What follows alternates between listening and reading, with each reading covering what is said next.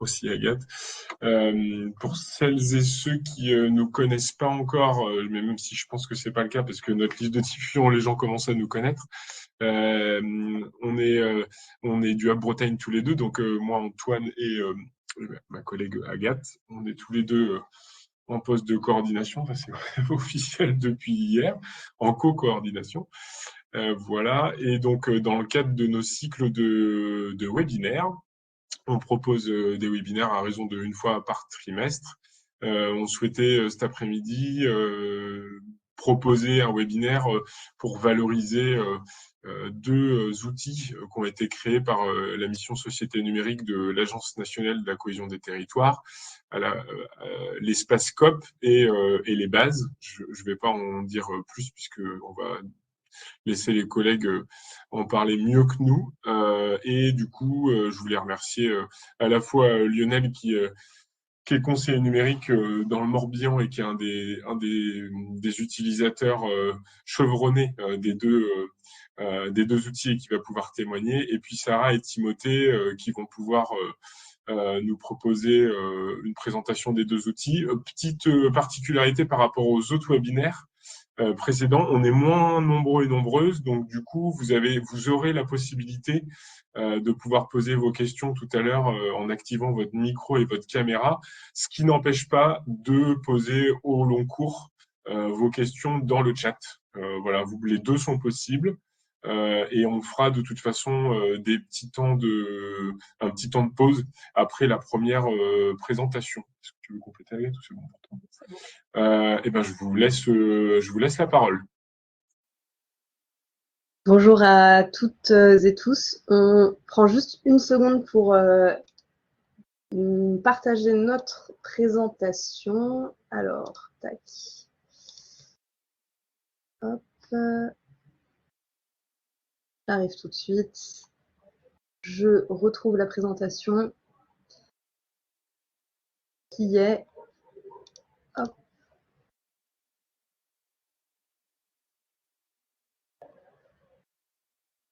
Normalement, vous allez la voir s'afficher à l'écran. Si tout va bien, elle se charge. Comme ça fera venir d'autres personnes. Ça y est.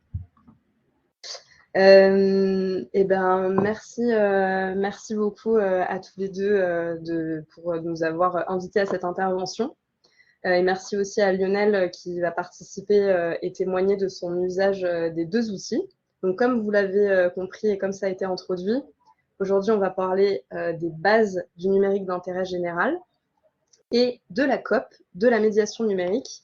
Mais avant de rentrer dans le détail, je vous propose rapidement peut-être de nous présenter avec Timothée. Donc là, les personnes que vous voyez à l'écran, c'est l'équipe côté ANCT, on parlait de la ANCT tout à l'heure, qui travaille sur ces deux produits, tout simplement. Donc il y a Manon qui coordonne les équipes, il y a Thibaut qui est product owner sur les deux produits, Sylvain qui est designer, il y a Hugues, Marc et Kevin qui sont développeurs et Timothée et moi-même chargés de déploiement. Et ces équipes sont divisées d'une part sur la coop et sur les bases. Par exemple, Kevin travaille uniquement sur les bases du numérique d'intérêt général. Je te laisse la main pour te présenter. Timothée Gillet, chargé de déploiement, je travaille sur les bases et la coop aux côtés de Sarah. Et moi, je suis Sarah, je travaille avec Timothée sur le déploiement de la coop de la médiation numérique et je travaille aussi en lien avec d'autres équipes côté société numérique, notamment sur le dispositif conseil numérique et aussi sur les questions des feuilles de route, France Numérique Ensemble, etc. Mais on aura l'occasion d'en rediscuter. Et peut-être avant de vous faire une présentation des outils, est-ce que vous pouvez nous dire dans le chat dans quel département est-ce que vous travaillez? Donc, nous avons l'Ille-et-Vilaine, le Morbihan, Finistère. Finistère un peu plus en force aujourd'hui. Ok. Je laisse à tout le monde. Ok. Et Catherine qui travaille dans deux départements, donc Morbihan et Côte d'Armor. Est-ce que vous pouvez nous dire, donc A, B ou C, depuis combien de temps vous travaillez dans la médiation numérique? Que vous accompagnez des publics ou non, juste sur le sujet de l'inclusion numérique, depuis combien de temps vous travaillez dans ce secteur? Il y a un cousin qui a un peu moins d'1 an, donc bienvenue dans le secteur de l'inclusion numérique. Et on a plutôt des personnes qui sont là depuis plus de 3 ans. Et peut-être dans le chat, pour terminer, avant de vous présenter un peu plus concrètement les outils, vous pouvez juste nous dire votre poste, entre guillemets. Est-ce que vous êtes est-ce que vous êtes médiateur, médiatrice numérique? Est-ce que vous accompagnez des publics? Est-ce que vous coordonnez des équipes de conseillers et médiateurs numériques? Est-ce que vous êtes plus chargé de mission dans un département? Voilà. Est-ce que vous pouvez juste en quelques phrases nous dire dans le chat quelle est votre mission finalement sur ce vaste sujet de l'inclusion numérique, où il y a beaucoup d'acteurs différents, n'est-ce pas?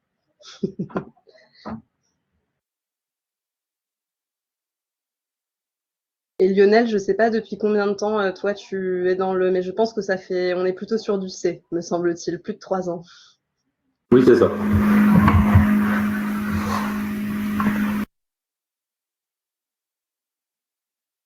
Merci pour vos réponses. Ok, chargé de mission à contraint 10% et animateur à 10%, conseiller numérique et animateur multimédia pour Baptiste, bibliothécaire, référent numérique dont médiation pour Patricia, accompagnement des usages auprès des bibliothécaires, développement d'outils, ok, pour Delphine, responsable du pôle numérique, mise en place de contenu, médiation, formation bibliothécaire pour Fabien. Et en effet, on voit à quel point, enfin même dans les métiers d'accompagnement, il y a aussi beaucoup de missions qui sont de l'ordre de la coordination, d'animation de réseau aussi, et chargé de projet et animateur. Je laisse les autres personnes continuer à répondre dans le chat. Et peut-être pour clarifier les objectifs de ce temps. Donc l'objectif, c'est de vous faire découvrir les 2 outils. Il y a sûrement des personnes qui les connaissent déjà et qui auront des questions techniques. Donc, ce n'est pas l'objet forcément de ce temps-là parce qu'il y a des personnes qui sont plus novices sur ces 2 outils. Mais en fin de webinaire ou peut-être dans les temps de questions-réponses, s'il y a des petites situations techniques que vous voulez aborder, on pourra éventuellement en discuter ou on vous fournira un mail de support derrière lequel Timothée et moi, on travaille, on répond aux questions de toutes les personnes qui ont des problèmes techniques. Mais l'objectif aujourd'hui, c'est vraiment de découvrir les outils. Et Catherine nous dit, conseillère numérique, ok, qui fait pas mal d'accompagnements divers et pas à la place de référente numérique en bibliothèque départementale pour Solène. Sur le sommaire, on va juste rapidement vous recontextualiser un petit peu le contexte de développement de ces 2 outils. Ensuite, on va faire un temps sur les bases, ensuite un temps sur la coop, et ensuite on vous présentera, si on a encore le temps, des ressources utiles.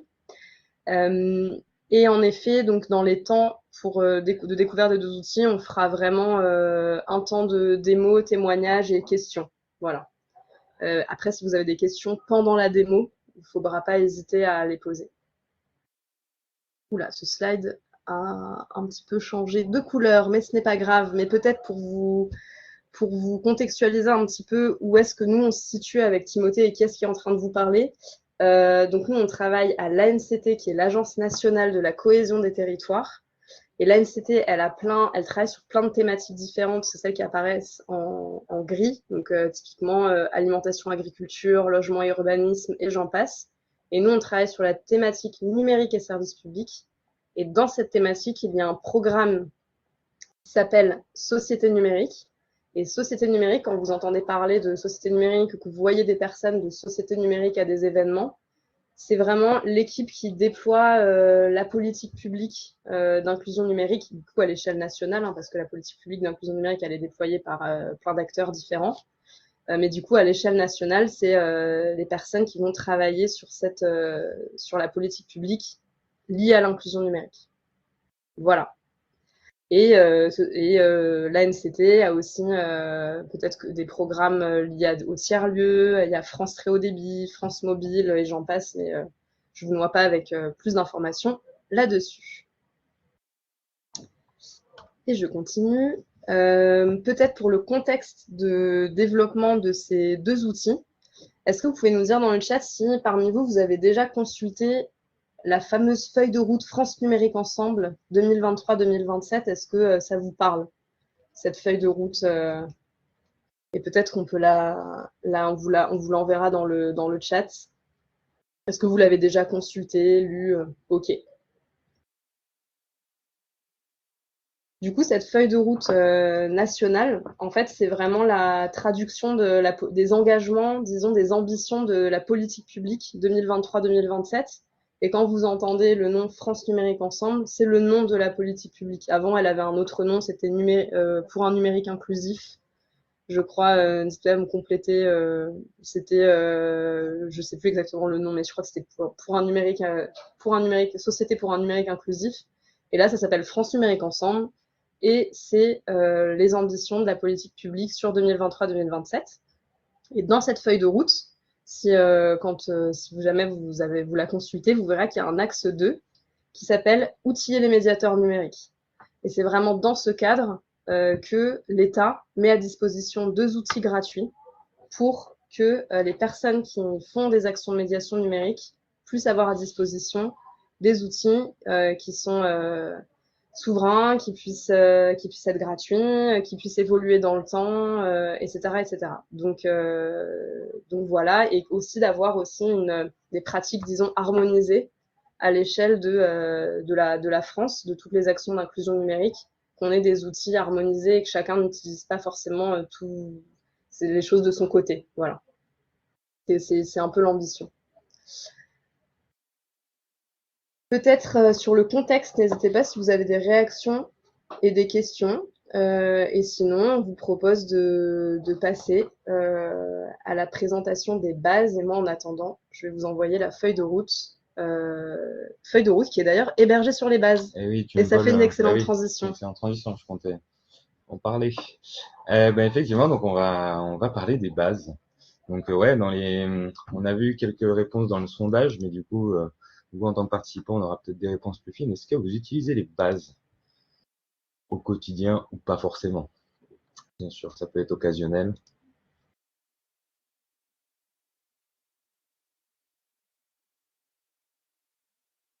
Très bien, c'est un grand nom majoritaire.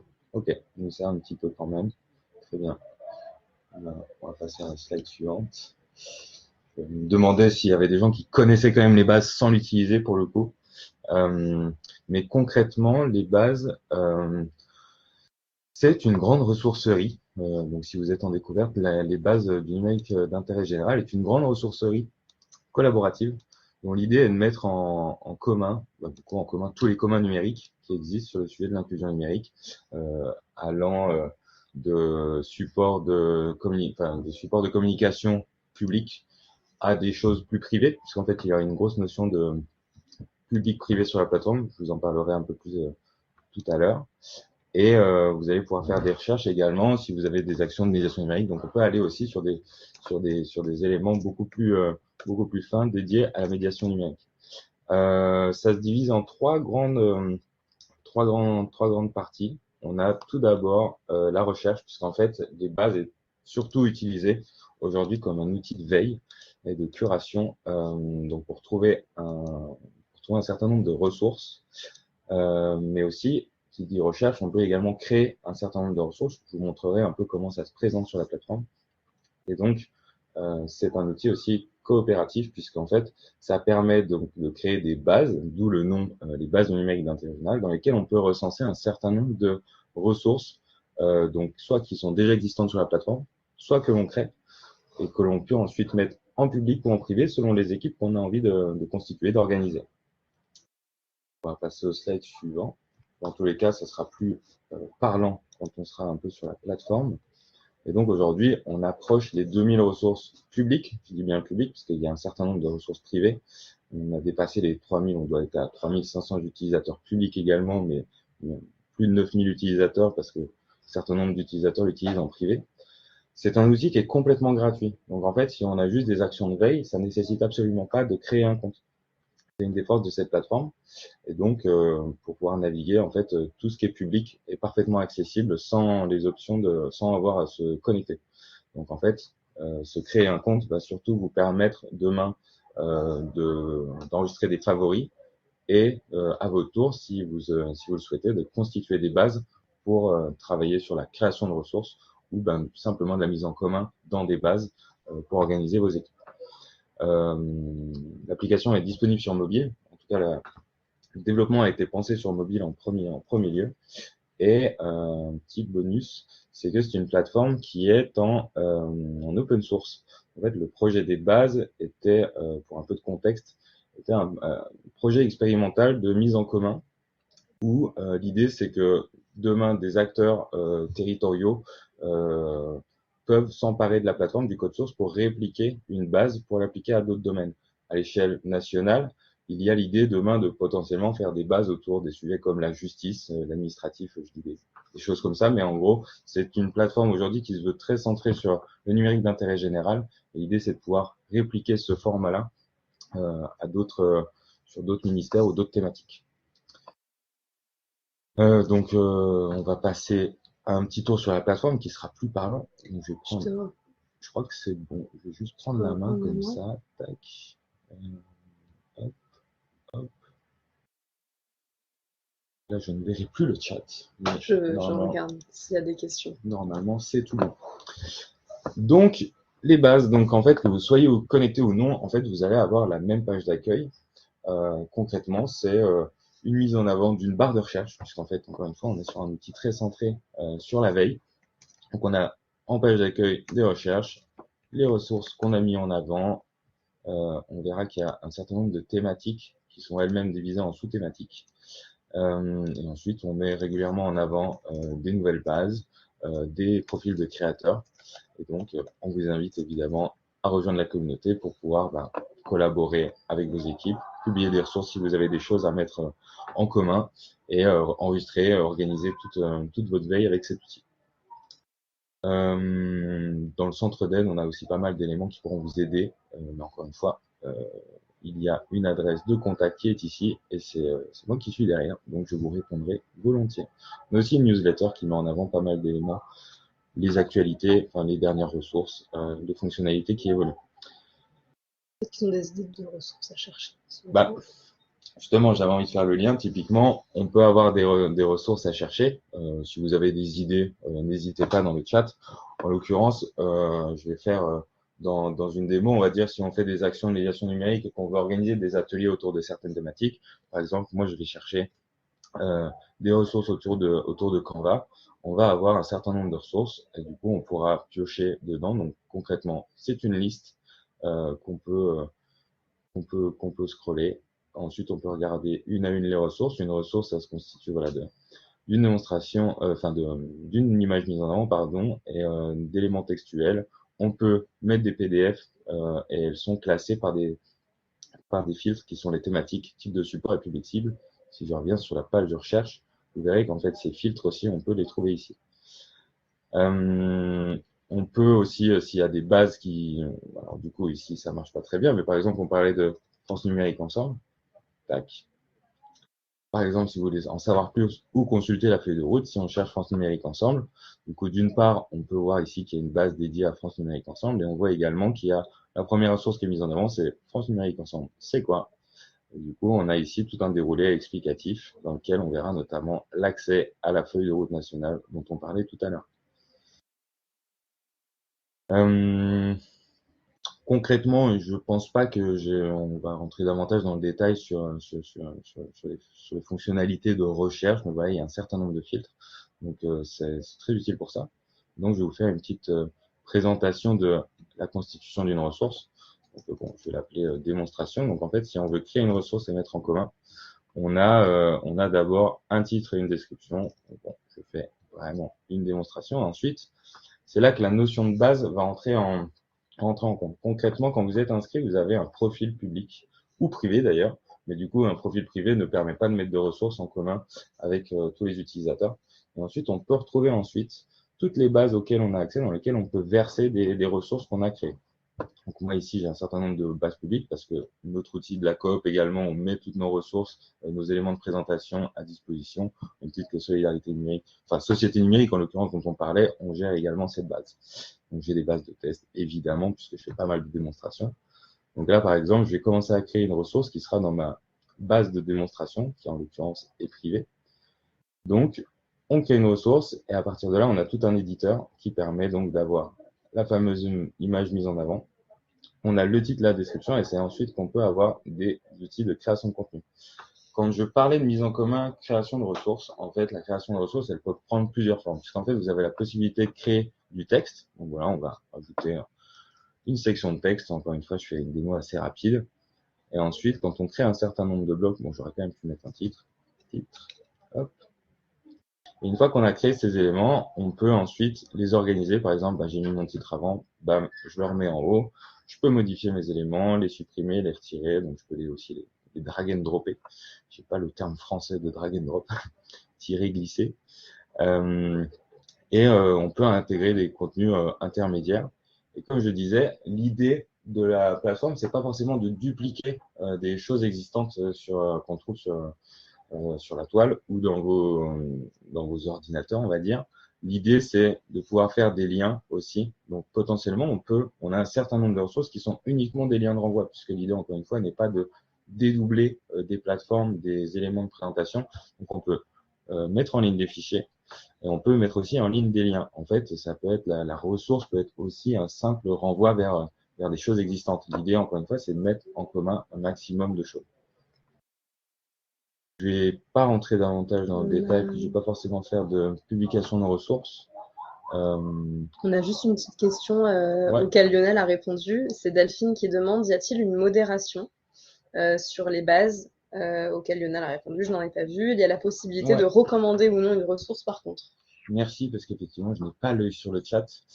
Pour ce qui est de la modération, concrètement, sur une ressource, vous avez la possibilité de les signaler. Pour l'instant, c'est notre équipe qui s'occupe de faire la modération. Mais dans nos projets 2025, pour remettre un peu d'éléments de contexte, en fait, la plateforme était une plateforme expérimentale testée en 2024 et en fait, on a eu des développements de fonds pour justement continuer l'expérimentation, améliorer les fonctionnalités. Donc aujourd'hui, on a travaillé sur l'amélioration de la création de ressources, l'amélioration de l'organisation de ses collections, donc ça veut dire les favoris qu'on a au sein des bases ou de son profil. Et on va aller un peu plus loin. Pour fin 2025, un de nos objectifs, c'est d'avoir une plateforme qui se modère, en tout cas le plus possible, par la communauté. Et donc, on a des fonctionnalités de modération qui vont être collaboratives finalement. On est sur une variante d'un wiki. Hein, donc, concrètement, c'est le plus collaboratif possible. Pour l'instant, on a encore des actions individuelles, nous, pour la modération, mais à terme, ça sera bien plus collaboratif. Quelle était la deuxième question, pardon? C'est bon, il n'y a pas de deuxième question. C'était juste une question.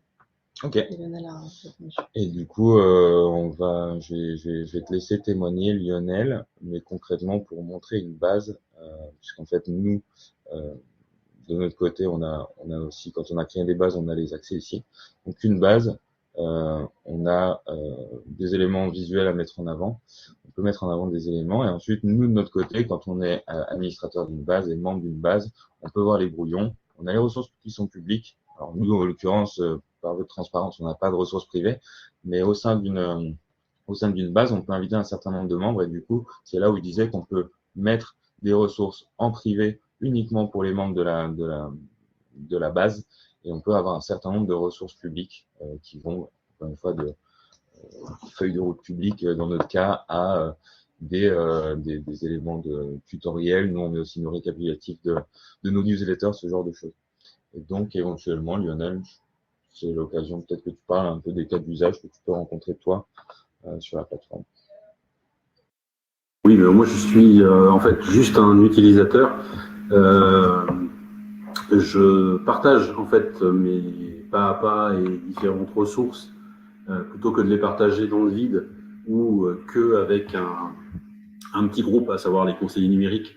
Quand on a vu arriver les bases du numérique d'intérêt général, je me suis dit que c'était le lieu où on pouvait, merci, partager.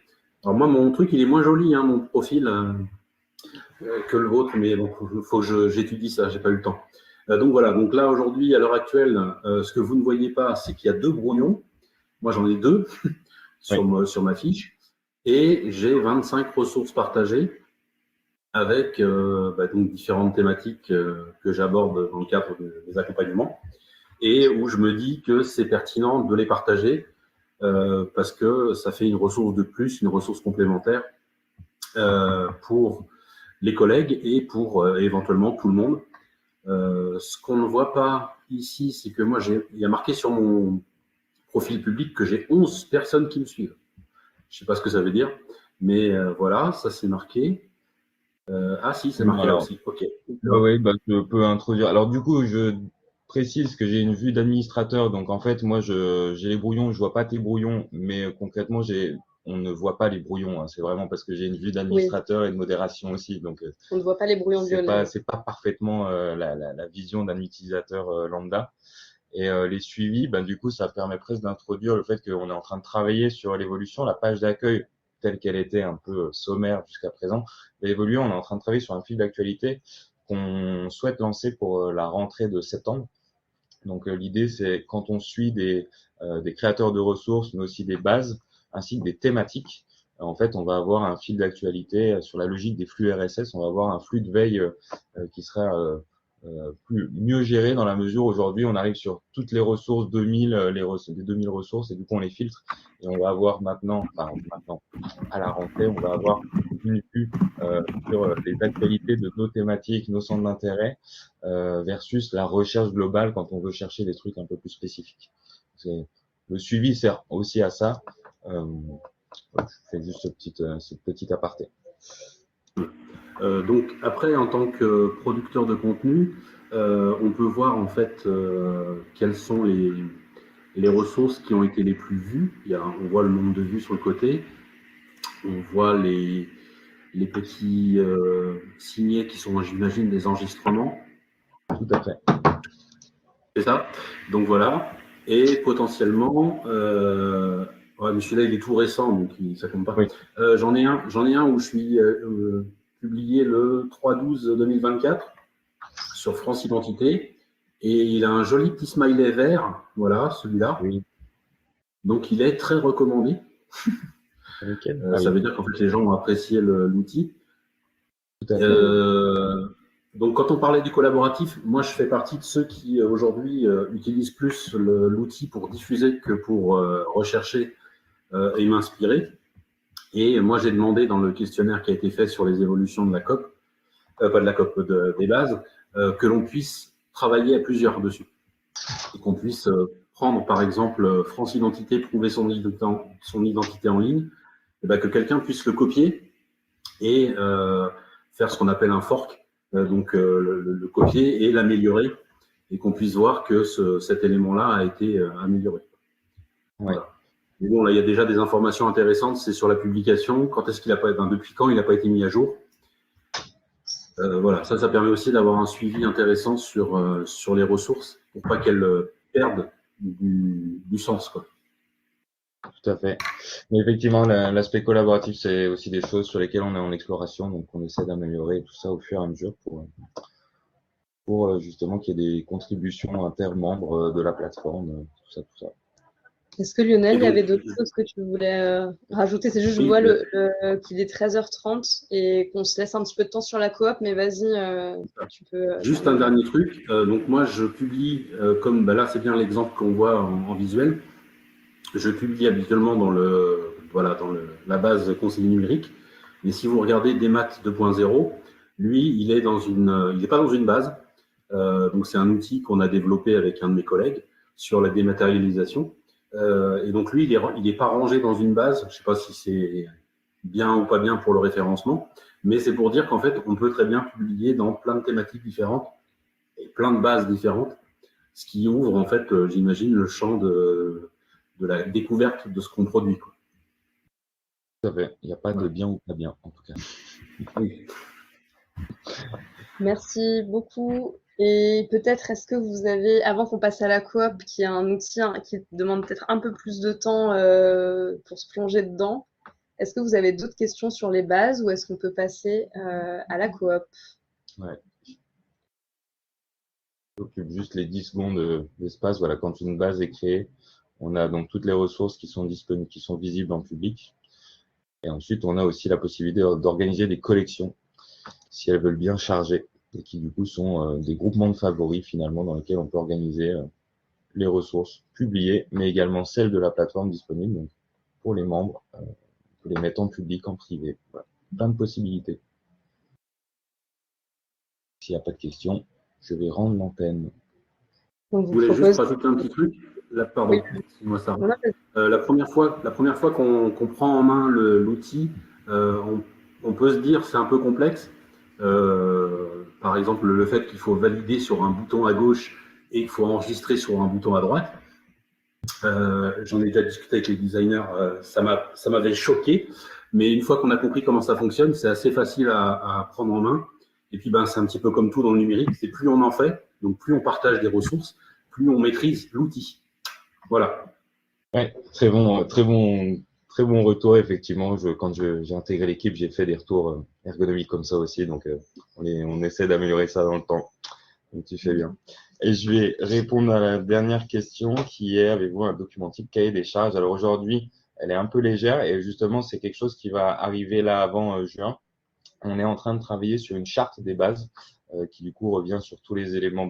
Voilà, dans ce numérique en commun collaboratif, on va mettre en ligne une charte avec 7 piliers, les grands axes. Qu'est-ce qui rentre dans le cadre du numérique d'intérêt général ou non, ce genre de choses. Donc aujourd'hui, on comprend que c'est encore un peu flou, mais ça va arriver très prochainement.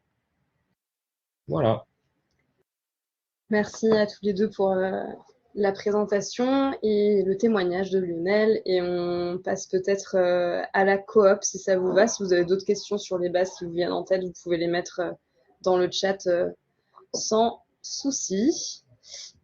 Alors peut-être, est-ce que vous pouvez nous dire dans le chat qui est inscrite sur la coop? Est-ce que oui ou non, vous êtes inscrite? Ok. Il y a Moussa qui est inscrit ou inscrite et Catherine. Très bien. Merci beaucoup. Ça va être une grande découverte pour pas mal de personnes. Et ceux qui l'utilisent déjà, n'hésitez pas aussi si vous avez des retours dans le chat. Peut-être avant de vous montrer et de partager l'écran, pour un peu de contexte, donc vous vous rappelez, on a parlé en introduction de la feuille de route, dont un des axes est d'outiller les médiateurs et médiatrices numériques. Il faut savoir que la coop de la médiation numérique a un historique. Cet historique s'appelait l'Espacecop et était uniquement adressé aux conseillers et conseillères numériques. Conseiller ou conseillère numérique, c'est un médiateur et médiatrice numérique, mais on l'appelle conseiller et conseillère numérique parce que son poste est financé par l'État. C'est aussi simple que ça. Cet outil était uniquement destiné aux personnes dont le poste était financé par l'État. Et en fait, la coop de la médiation numérique, l'enjeu et l'ambition, c'est vraiment que ce soit un outil pour tous les médiateurs et médiatrices numériques. Toutes les personnes qui font de l'accompagnement et qui travaillent sur le sujet de l'inclusion numérique peuvent utiliser cet outil. Alors peut-être rapidement sur les 3 fonctionnalités phares de la coop. Ça vous permet, lorsque quelqu'un entre dans votre structure et vous faites un accompagnement, vous pouvez reporter cet accompagnement dans la coop. Ça vous permet ensuite de visualiser des statistiques de tous vos accompagnements pour permettre de suivre vos actions, de les valoriser, etc. On va reparler de cet aspect tout à l'heure. Et la dernière fonctionnalité qui a été ajoutée, et ce pourquoi on veut vraiment en faire un outil métier, c'est le suivi des personnes accompagnées. On peut le faire de façon anonyme ou non.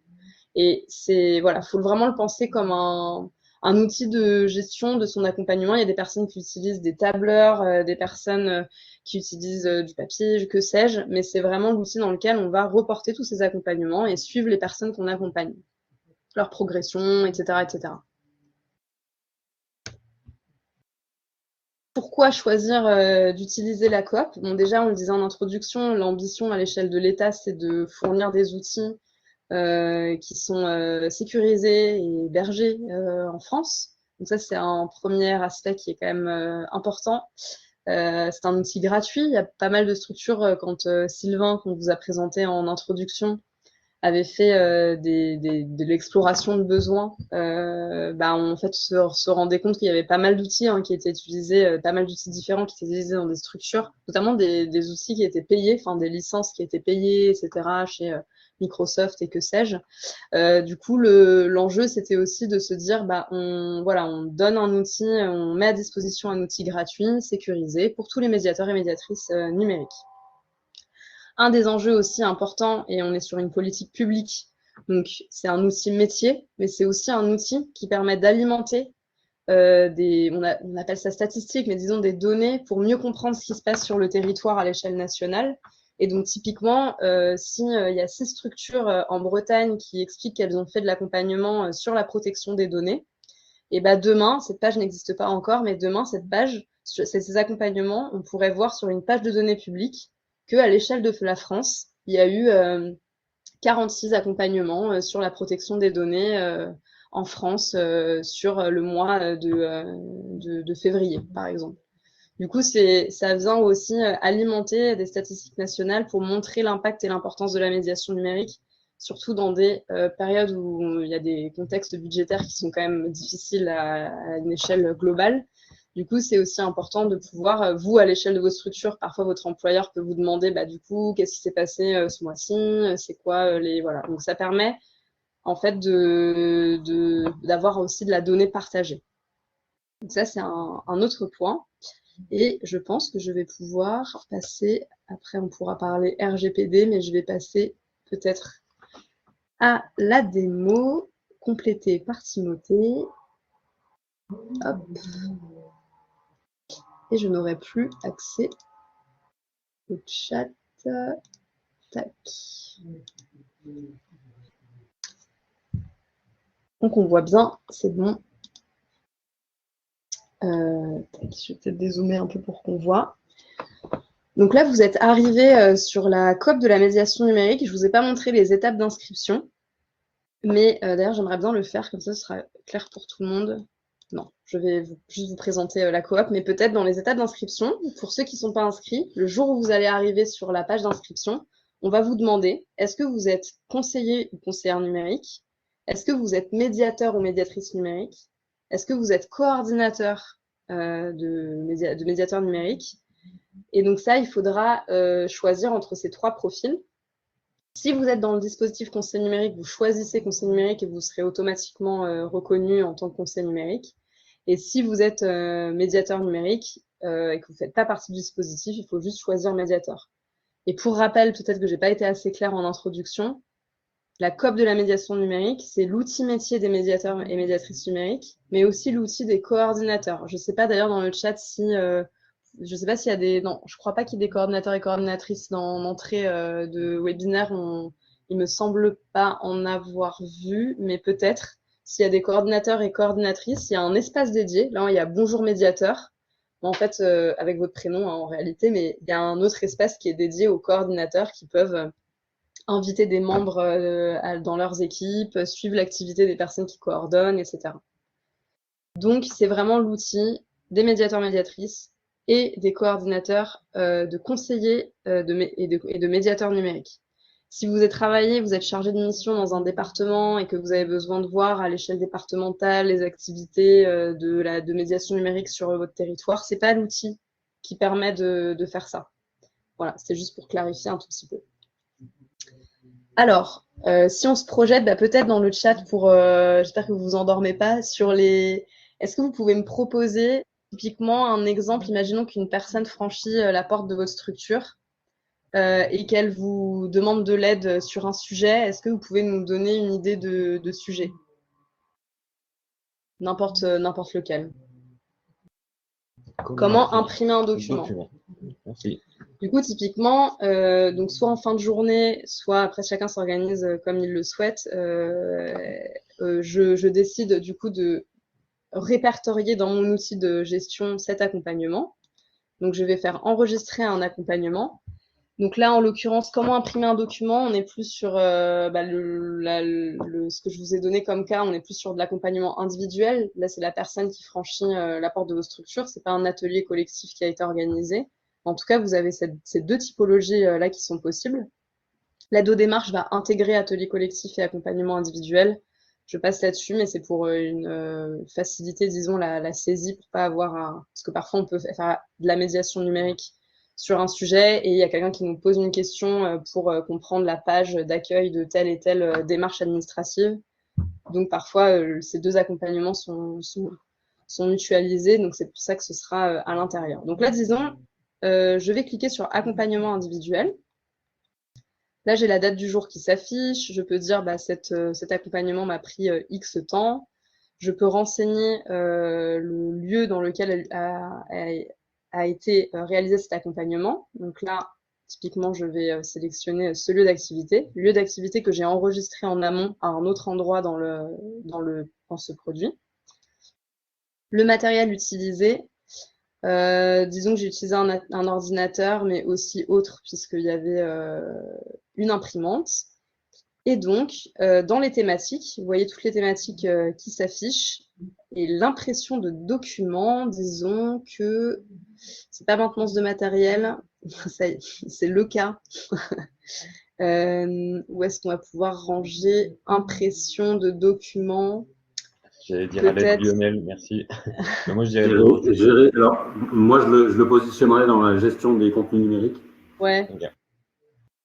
Donc, par exemple, donc, gestion des contenus numériques, qui est gérer ses contenus numériques, voilà.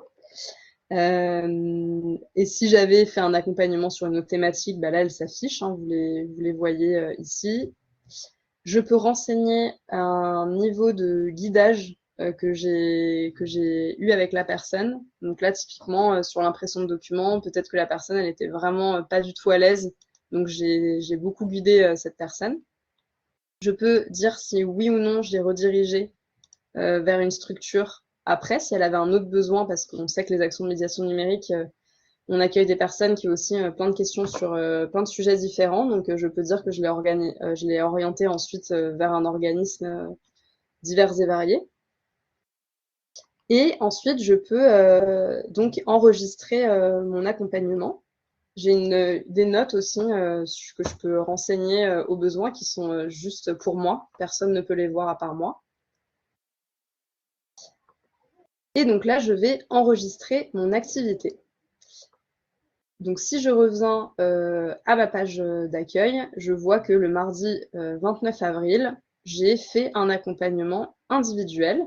Je vais retrouver dans mon onglet mes activités, mon accompagnement individuel. Donc là, typiquement, on voit, il a duré 30 minutes, c'était à la médiathèque. J'ai utilisé un ordinateur et autres. Enfin bref, tout ce que j'ai renseigné.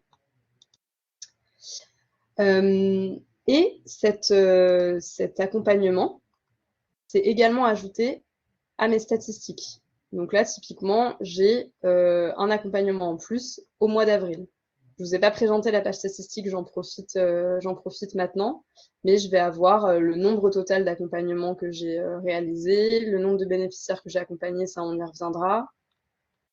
Toutes les thématiques que vous avez retrouvées tout à l'heure, elles sont là et elles sont visuelles et je peux voir en pourcentage le nombre d'accompagnements que j'ai réalisés, quel matériel a été utilisé, les durées d'activité, etc.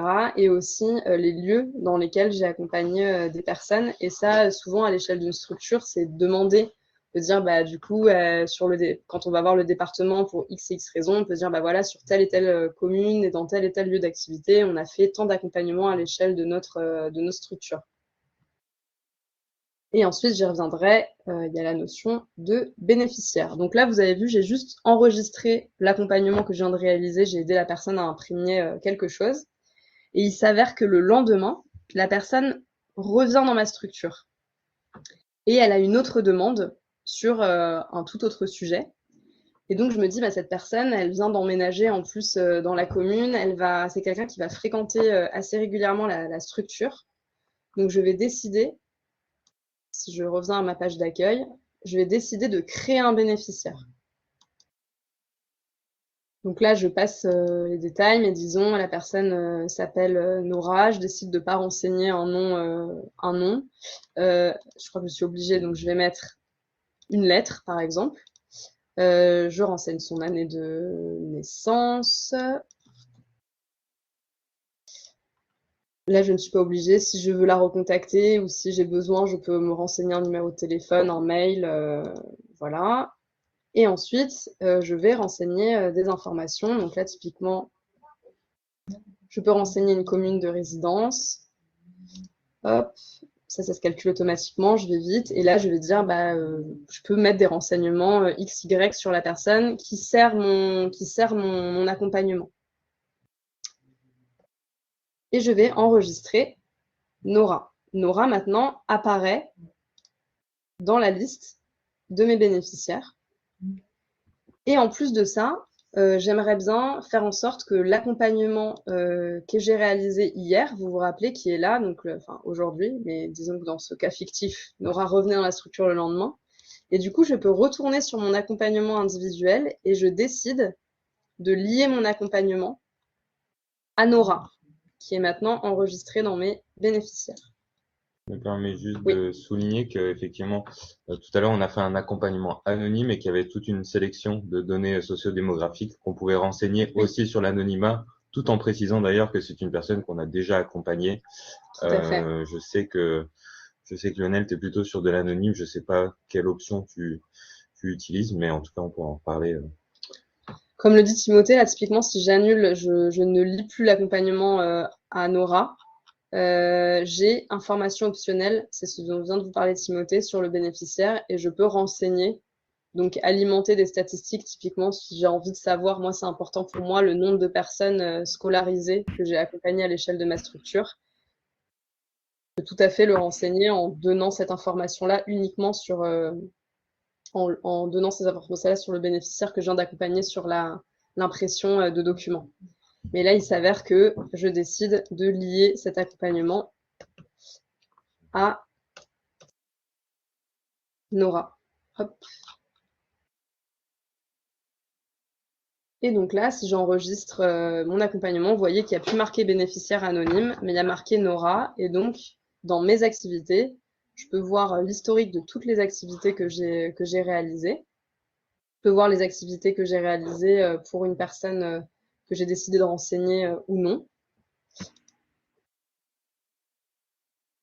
Et dans mes statistiques, Nora n'apparaît pas spécifiquement, mais là, si là, comme je l'ai relié en l'occurrence, normalement, je ne sais plus quelle commune j'ai renseigné, mais si Nora habite à Lyon, normalement, voilà, vous avez Lyon, 3e arrondissement, j'ai fait un accompagnement. Et il s'avère que c'est Nora parce que j'ai renseigné qu'elle habitait dans la commune de Lyon. Donc, en l'occurrence, pour faire peut-être un petit récap, vous avez une page d'accueil où vous avez ces deux actions. Donc là, enregistrer une activité et créer un bénéficiaire. Le nombre d'accompagnements que j'ai réalisé, mes 3 dernières activités enregistrées, etc. Ça, je vous montrerai tout à l'heure. Les statistiques, ça, c'est quelque chose qui revient, et il faut savoir, pour être très transparente, historiquement, donc l'Espascope, c'est cette ancienne version du site qu'on est en train de vous présenter, était très axé sur le reporting, puisqu'on est dans le cadre de financement de postes par l'État. Donc, en fait, il y avait un besoin aussi de savoir ce qui était fait comme activité. Et en fait, là, l'enjeu avec cet outil-là, c'est vraiment d'en faire un outil métier. Et on est dans un monde où il y a pas mal de demandes de mesures d'impact qui sont demandées à différentes échelles pour pouvoir aller voir des élus, pour pouvoir aller répondre à des appels à projets, et j'en passe, et j'en passe. Et donc, en fait, l'enjeu de cet outil, c'était vraiment de faire en sorte de simplifier au maximum la remontée, le reporting et de le rendre assez visuel pour que demain, on puisse exporter en PDF les statistiques à l'échelle de X et X structures pour que on puisse avoir de la visibilité sur les accompagnements menés à l'échelle de sa structure, par exemple. Donc là, je vous remontre activité, mais peut-être un onglet que je ne vous ai pas présenté, c'est mes outils. Et cet onglet, vous allez avoir les différents outils qui sont notamment développés par l'État, avec un accès simplifié, là typiquement à la cartographie nationale des lieux d'inclusion numérique, que vous connaissez peut-être pas. Je ne vais pas vous la montrer tout de suite. Oui. On se demandait si, Lionel, si tu l'utilisais, si tu exportais la donnée pour faire des bilans d'activité ou pas. Ou tu utilises un autre moyen? Je me permets de tendre la perche à… Oui, en effet, j'ai pas vu On a, l'heure. en plus, J'ai on pas vu l'heure, mais on je n'a pense pas qu'on respecté peut. notre déroulé. Oui, on On n'a avait pas. dit que tu témoignerais avant qu'on présente. Oui, je suis désolée. C'était C'est pas complètement, grave. c'était censé témoigner avant la présentation de l'outil. Donc, on peut passer au témoignage et j'ai pas vu l'heure. Merci. N'hésite pas si vous arrêter. Alors, effectivement, nous, les conseillers numériques, on avait l'obligation de remplir le CRA, donc le compte rendu d'activité. Mais avec la COP, on a vu effectivement arriver une nouvelle version très intéressante, beaucoup plus axée sur un suivi, on va dire, personnalisé. Même s'il est arrivé que, voilà, pour répondre à la question d'Antoine, eh bien, le 14 novembre 2024, on a perdu l'accès à nos statistiques de janvier à novembre et on est reparti sur ce nouvel outil qui, comme on peut le voir sur la présentation, est super intéressant pour faire des remontées statistiques. C'est beaucoup plus visuel, c'est beaucoup plus facile, c'est beaucoup plus pratique. Et donc, moi, je l'utilise depuis janvier, tous les mois, enfin, tous les débuts de mois suivants. Je fais, 4 clics et je peux avoir le nombre de personnes que j'ai accompagnées, les communes d'où elles viennent. Donc ça, c'est mes élus des 21 communes qui sont super contents de voir qui vient et où est-ce qu'ils viennent, parce qu'on a donc ces éléments-là. Et puis, on a aussi les thématiques qui ont été abordées. Et donc ça permet aussi de remettre à plat le quotidien qui change. Là, en ce moment, les trucs qui ressortent, c'est l'intelligence artificielle, alors que l'année dernière, à la même époque, c'était pas du tout ce sujet-là. De la même façon que je vais avoir plus de démarches administratives aujourd'hui pour de l'accompagnement sur la plateforme des impôts, pour expliquer aux gens comment se dépatouiller aujourd'hui avec les différents outils. Voilà, donc là, ce qu'on voit actuellement, ces éléments-là, on peut les utiliser, c'est très facilement exportable. Et moi, j'en fais un petit visuel tous les mois que je partage. J'ai un truc que j'utilise pas, c'est les bénéficiaires, parce qu'en fait, comme on a vu, on a le rendez-vous aide numérique, qui est le système de gestion de notre agenda, qui est un autre outil, et dans lequel j'ai rentré beaucoup d'informations sur mes utilisateurs. J'attends avec impatience que l'on puisse intégrer directement les données issues de cette base de données dans la COP, parce que je suis un feignant et que je ne veux pas rebasculer toutes les informations de l'une à l'autre. Donc aujourd'hui, je me prive de la fiche de suivi, mais c'est parce que je suis feignant et que je ne veux pas rentrer les je ne sais pas combien de personnes que j'accompagne depuis 3 ans et demi. C'est légitime. Nos développeurs travaillent activement à la connexion et on sait que… Je le sais, donc c'est pour ça que je ne m'inquiète pas. Juste pour dire, voilà, parce qu'en fait, juste parce qu'on voit le temps qui arrive, en tant qu'utilisateur, c'est super intéressant aussi d'être en relation avec les développeurs, avec les équipes, parce que quand il y a quelque chose qui ne nous convient pas, on peut le faire remonter. Vous l'avez vu dans la présentation, quand on fait un accompagnement, on peut rentrer des données et par exemple imprimer un document. On se posait la question de savoir où est-ce qu'on allait l'inclure et on a pu discuter avec les équipes de développement pour dire, nous, on le voit plutôt à tel endroit, à tel endroit. On a changé des rubriques, on a changé des intitulés pour que ça soit plus facile. Et il y a une équipe qui vraiment répond quand on leur fait des remarques. Et c'est super agréable de travailler avec des gens qui, un, nous répondent, et deux, en plus, appliquent les demandes potentielles qu'on peut avoir. Bah, c'est l'enjeu aussi. C'est pour ça d'avoir un outil harmonisé, c'est aussi de pouvoir échanger et le faire évoluer dans le temps versus des structures qui, bon, je prends cet exemple, mais qui vont payer des licences et en fait, bien sûr, il y a de l'évolution de produits de ce côté-là, mais là, on est plus, disons, entre nous.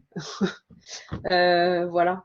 Du coup, c'est vrai que et on a des équipes réactive et il y a Sylvain, on disait, qui a fait des interviews avec différents médiateurs, médiatrices pour comprendre un peu les usages, faire évoluer la plateforme, etc. Je vois que le temps file et je suis désolée d'avoir pris autant de temps. Je me suis pas rendu compte, en fait, la COP, quand on en parle, il y a beaucoup, beaucoup de choses à dire. On vous met l'adresse cop-numérique@anct.gouv.fr. Si jamais vous avez le moindre souci pour vous y connecter, si là vous êtes projeté dans un potentiel usage ou vous avez envie de le découvrir un peu plus, N'hésitez pas à nous écrire si vous avez le moindre problème. Et peut-être, je vous parle de ça rapidement. C'est pas l'objet parce que là, il y a pas mal de personnes qui connaissaient pas, mais je vous l'envoie quand même dans le chat. On a fait un guide pour un récap un peu de ce que c'est la COP. Et aussi, si vous avez envie d'en parler autour de vous. Parce qu'en fait, il y a beaucoup de conseillers et conseillères numériques qui nous disent, ah, mais attends, en fait, j'ai un médiateur qui travaille dans ma structure ou dans la structure d'à côté. Ça pourrait l'intéresser. Et donc, on vous a fait un récap de si la personne a envie de voir un replay, s'inscrire à un webinaire, etc. On vous a fait une petite boîte à outils pour pouvoir en parler. Si jamais vous trouvez l'outil intéressant et que vous avez envie d'en discuter, je vous le mets tout de suite dans le chat. Et peut-être qu'après, on pourra, s'il y a un mail récap qui part, on pourra envoyer des ressources au hub pour que vous partagiez peut-être un mail récap aux participants. Enfin, je ne sais pas ce qui est prévu forcément après, mais on pourra en rediscuter. Mais en tout cas, vous avez les ressources dans le chat. Je me permets juste de revenir par rapport à ce qui avait été dit en début de présentation de la COP. J'insiste vraiment, même si on l'a déjà fait, mais sur l'idée de prouver l'utilité de l'inclusion numérique par la donnée, parce que c'est, enfin, bon, on va pas redonner le contexte actuel, mais qui est quand même extrêmement tendu et qui montre bien que c'est bien en prouvant l'utilité, l'efficacité, la diversité des accompagnements sur le territoire et sur les territoires qu'on peut prouver derrière qu'il y a besoin de financement public pour l'inclusion numérique et l'ouverture du coup de la COP à tout type d'acteurs est encore plus intéressant pour nous. Alors c'est vrai que nous on s'en est pas encore saisi aujourd'hui pour faire remonter de la donnée parce que je pense qu'il y a aussi tout le temps d'acculturation comme là on est en train de le faire et que la donnée elle est malheureusement pas exhaustive sur notre territoire. Par contre, il y a un vrai intérêt et on se félicitait avec le micro éteint tout à l'heure, d'Agathe, de la présence notamment des 4 référents et référentes des médiathèques qui sont un public qu'on ne touchait pas au début du hub et avec qui maintenant on travaille super bien et qui aujourd'hui sont connectés parce que justement sont éloignés des 2 outils, des bases et de la COP. Parce que, a priori, il y a quand même peu de médiathèques qui portent des postes de conseillers numériques. Ils ont leur propre dispositif en interne. Donc, voilà, je pense que c'est important de bien rappeler que plus on utilise le même endroit et le même lieu pour le partage et la collecte de données, et plus il y aura de réussite et d'efficience dans ces outils-là, quoi. On pourra vous envoyer le support de présentation, peut-être, encore une fois, je ne sais pas si en tout cas, voilà, on va de rendre les ressources accessibles. Et il y a Timothée vous a parlé des bases tout à l'heure, il y a une base qui concerne la coop de la médiation numérique. Et il est tout à fait possible de retrouver différentes informations dessus. Il reste 1 minute. Alors, est-ce qu'il y a besoin d'une charte pour présenter la démarche au public et accompagner la collecte des données individuelles, ou alors c'est l'espace personnel des bénéficiaires? Alors, peut-être là-dessus, un mini-point. Donc, peut-être, en fait, il n'y a pas besoin. Je ne sais pas si c'est une question plutôt sur le recueil du consentement ou pour enregistrer la donnée, etc. Mais comme on est dans une. D'accord.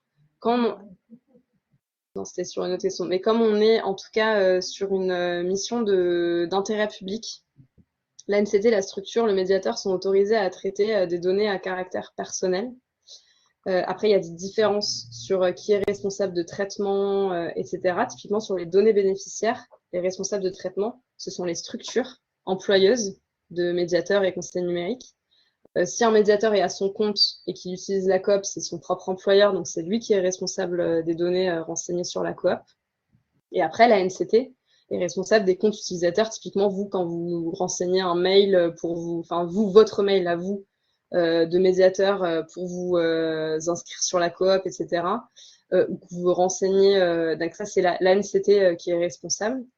Et sur les données, comme ça, je fais un mini point avant qu'on parte, mais les données traitées par la l'ANCT, typiquement quand vous renseignez un lieu d'activité et que vous souhaitez l'afficher sur la cartographie nationale, c'est une donnée qui est traitée par la l'ANCT et qui est renvoyée vers un autre outil pour que votre lieu d'activité apparaisse typiquement et que les personnes puissent s'orienter, enfin qu'il y ait une orientation via la cartographie.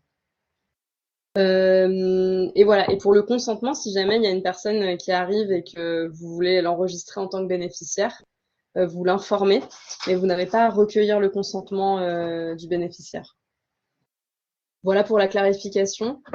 Si vous avez d'autres questions, n'hésitez pas à nous écrire à l'adresse qu'on vous a renseignée dans le chat. Et sinon, je laisse peut-être le hub clôturé. Et encore un grand merci à Lionel. Et désolé si merci pour l'adaptation parce qu'à un moment on a complètement alors que les témoignages en fait je pense sont presque c'est plus intéressant que des mots de la plateforme. Donc merci encore pour de t'être rendu disponible.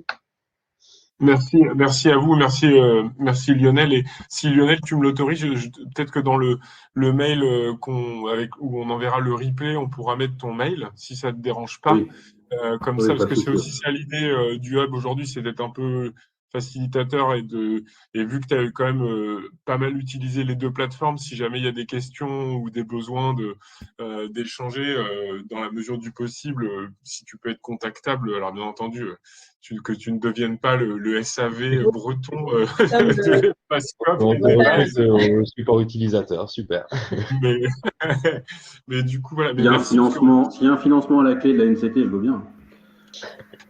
on en reparle.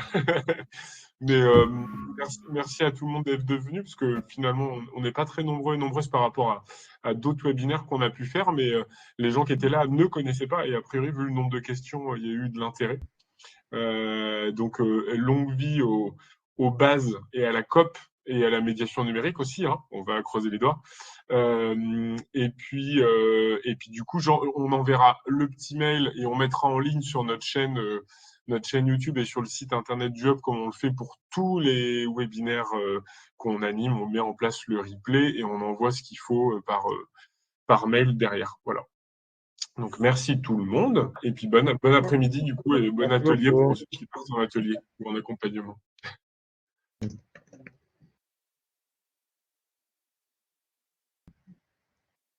Au revoir, merci.